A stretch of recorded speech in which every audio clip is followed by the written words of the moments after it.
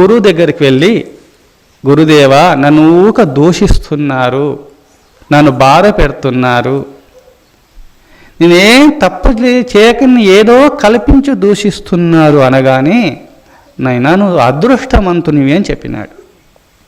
ఏం గురుదేవా నువ్వు కూడా గట్టినే అంటున్నావు అన్నారు. నైనా నీ పాపాలు వాళ్ళు నాలుకతో కడిగేస్తున్నారు నైనా.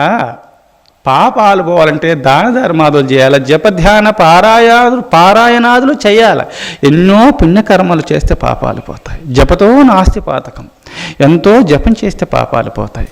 కానీ నువ్వు ప్రశాంతంగా కూర్చున్నంత మాత్రాన నిన్ను దూషిస్తూ వాళ్ళు నిన్ను దూషించినందువల్ల నీ పాపాలు వాళ్ళు స్వీకరిస్తున్నారు.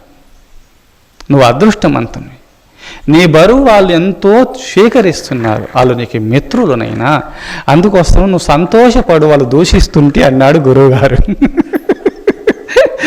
చూశారా? అందుకోసము అసమ్మానాత్ బ్రాహ్మణో నిత్యం ముద్విజేతత్ విషాదివ అమృతశావ చాకీర్తి అవమానస్య సర్వత. అందుకోసము అసమ్మానాత్ తపసో వృద్ధి, సమ్మానాత్ తపసక్షయ, అర్చిత పూజిత విప్ర దుగ్ధా గౌరవ సేదతి. సన్మానాదుల వల్ల తపస్సు నశిస్తుంది, దూషణాదుల వల్ల నీ తపస్సు పెరుగుతుంది అన్నాడు మలయాళ స్వాముల వారు.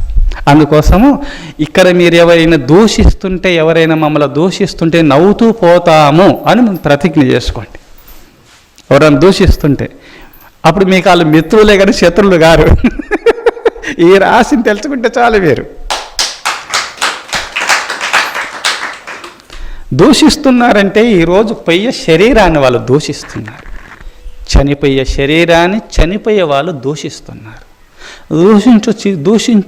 దూషించుకోండి, ఈ పొయ్య శరీరాన్నే కదా అనుకోనని అంత ఓపిక మీకు ఎందుకు లేదు, కొంచెం తెలుసుకోండి.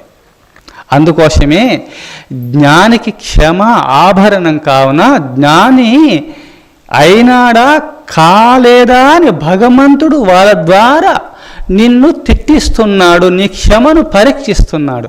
అప్పుడు ఆ విధంగానే మీరు ఎందుకు అనుకోకూడదు? వాళ్ళు తిడుతుంటే భగవంతుడు నాకు జ్ఞానం ఉన్నదా లేదని భగవంతుడు వాళ్ళ ద్వారా పరీక్షిస్తున్నాడని మీరు అనుకోవచ్చు కదా కొంచెం.